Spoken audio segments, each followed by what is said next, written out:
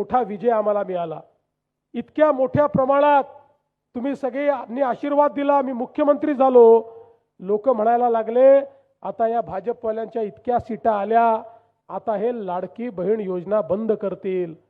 पण माझ्या लाडक्या बहिणींनो, 1 वर्ष झालं योजना बंद झाली नाही आणि जोपर्यंत तुमचा देवा भाऊ मुख्यमंत्री आहे तोपर्यंत ही योजना सुरूच राहणार आहे।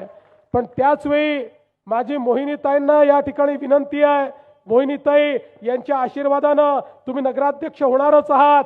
माझ्या लाडक्या बहिणींना केवळ लाडक्या बहिणी ठेवू नका, त्यांना लखपती दीदी करा। आता लखपती दीदीचा कार्यक्रम आलाय। गेल्या 1.5 वर्षामध्ये आम्ही 50 लाख लाडक्या बहिणींना लखपती दीदी केलेला आहे। पुढच्या वर्षीपर्यंत 1 कोटी लाडक्या बहिणी लखपती दीदी होतील।